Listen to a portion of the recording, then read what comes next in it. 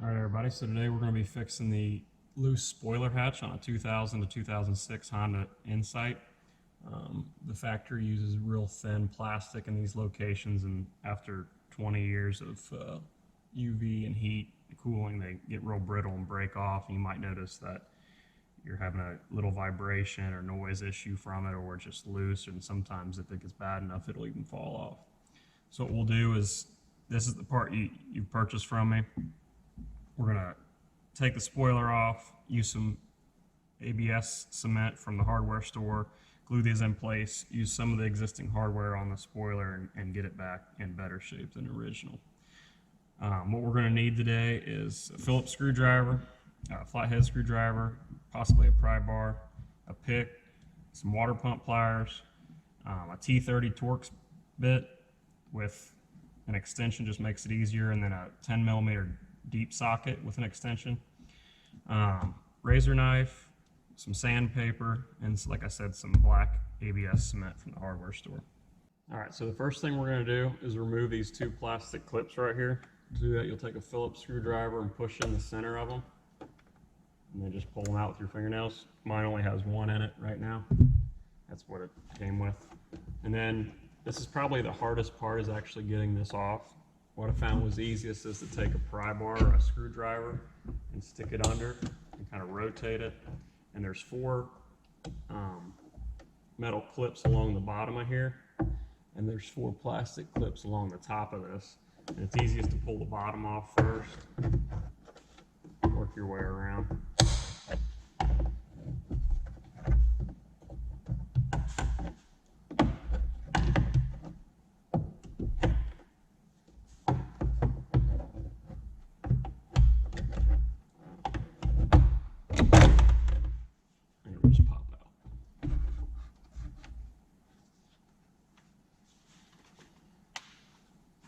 These are the four plastic clips along the top, and then the four metal clips along the bottom. Well, you can't see these two here because they stayed up on the hatch, but there's two down here.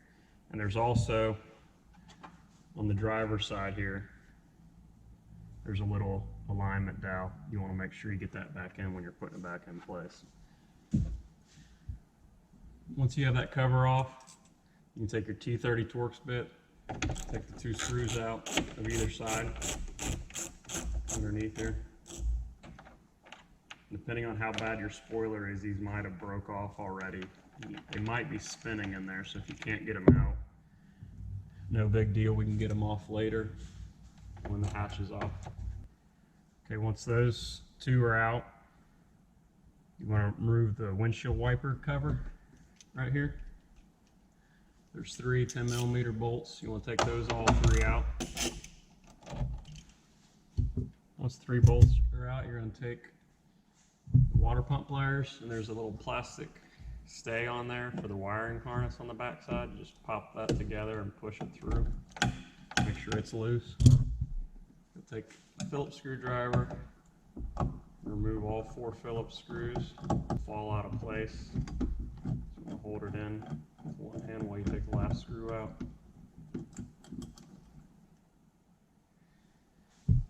You want to be careful because now the windshield wiper motor's open, and there's this little bar here that connects the two gears, and it can fall out. So you just want to kind of look at how that's in there, so you can put it back in later if it falls out.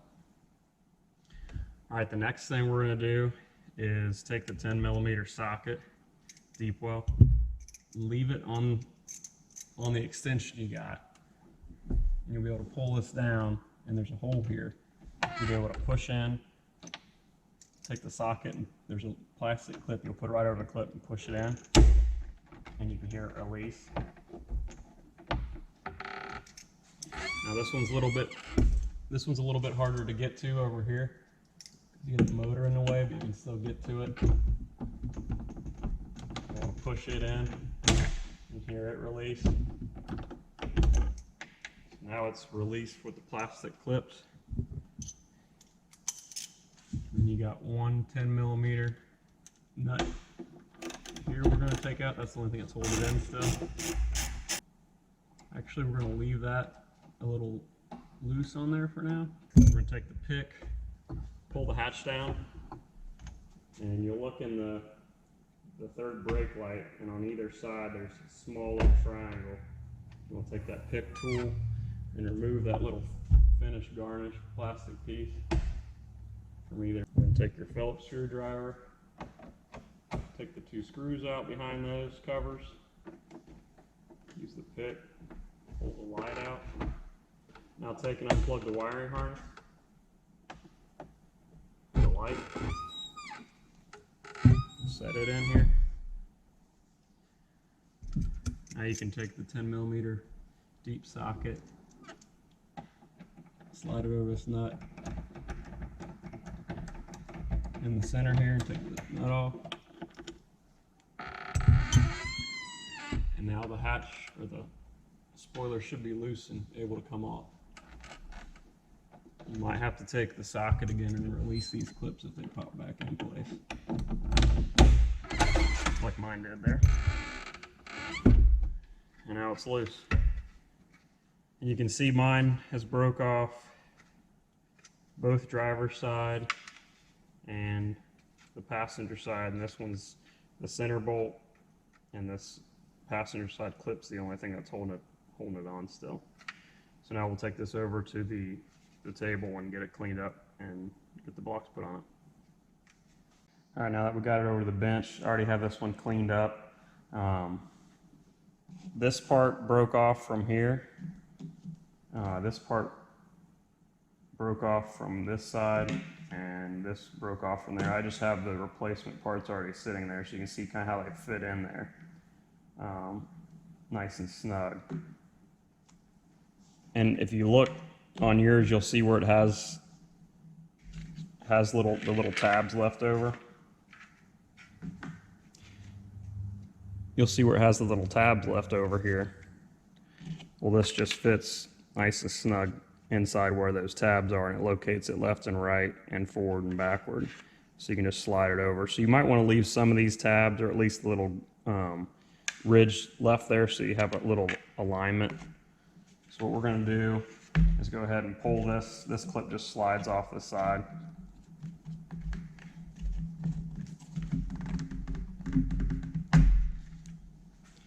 And then it should just fit right in there like so. So I can slide this one off.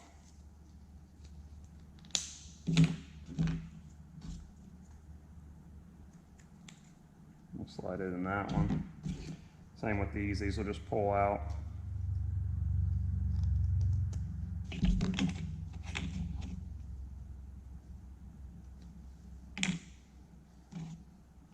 These also fit right inside the blocks.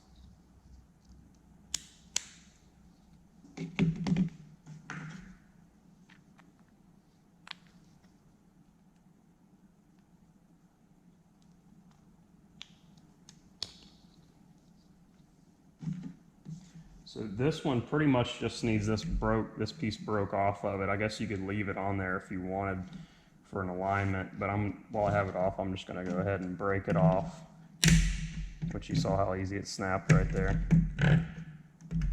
Didn't take much force at all. Now you're going to want to take and just roughen up the surface just a little bit. All right, so now I got it roughened up. If you look at the 3D printed blocks, they already have like little ridges in them, so I think there's a lot of surface area for the ABS cement to stick into. You want to take and wipe off any dirt or dust. It'd be a good idea.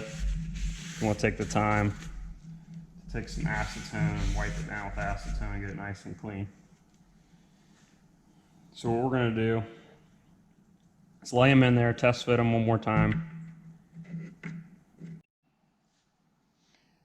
So before I actually had these turned in there wrong, since this spoiler's upside down, it has me turned around.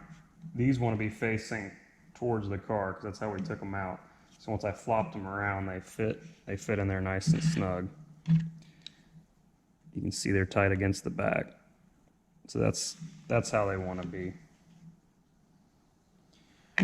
All right, so now we can take the ABS cement and we'll put it on both sides of the part and the spoiler.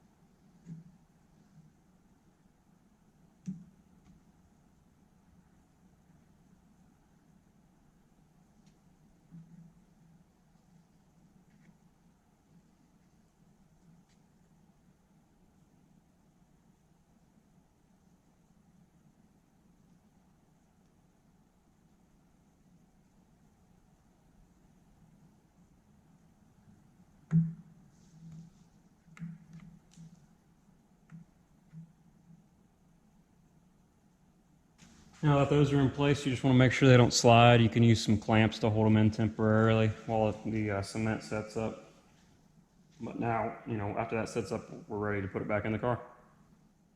One thing I didn't mention earlier is when you take these bolts out either side, and if there's the other two clips are broken, that sometimes those can sit up there. So if you don't see them, on the spoiler, you might want to look. Mine actually slid down underneath the hatch glass, so I had to pull them out, or pull the one out to get to it.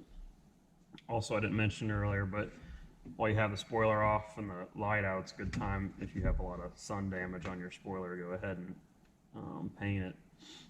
But now that the blocks are fully cured, it says on the bottle to wait 2 hours for a full cure. We're going to go ahead and put it back in. There's this middle bolt here. We're just going to line it up and pull the little wiring harness snub through the spoiler. Line up that bolt. Make sure the little plastic clips are lined up. You can go ahead and push those in.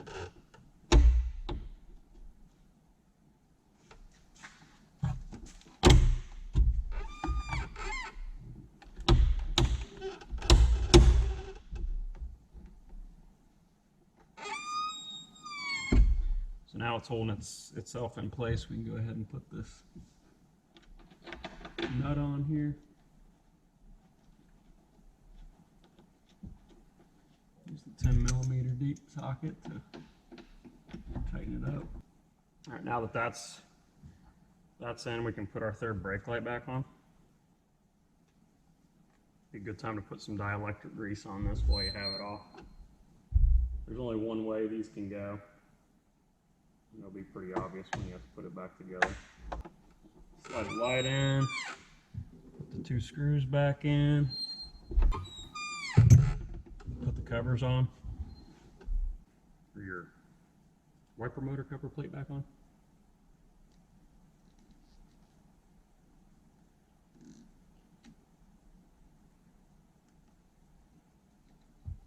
You want to clip the plastic stay in first, line the holes up. Don't forget you have this ground for it.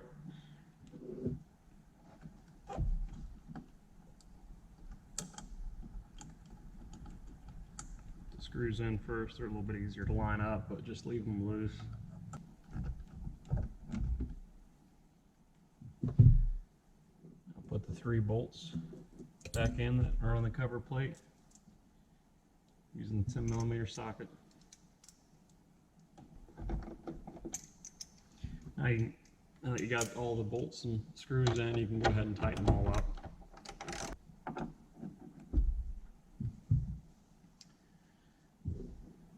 You can go ahead and put the T30 torque bolts back in.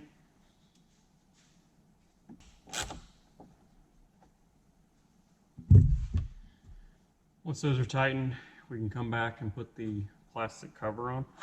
You want to make sure that this piece has all 4 of these clips in the cover panel and not in the hatch, because if it's in the hatch it won't snap in tight.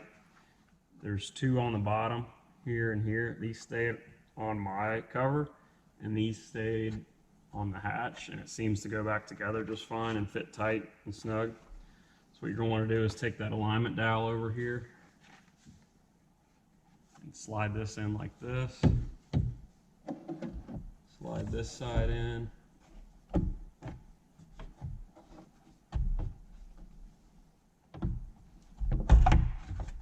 Work its way up. Make sure that it's aligned in there. And the dowel over here.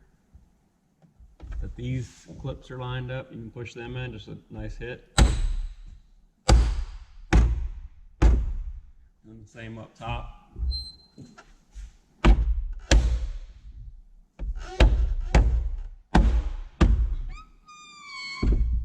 And that's in all snug, and then you can take, these are a little tricky. You gotta push these back so that it's sticking out. And you can push it in and get it where it's even with the surface. Put both sides in if you have them. I only had one. That's it, and then it's done. Now you can see on the outside it's nice and firm and tight. It's not bouncing up and down when you touch on it. So that's it.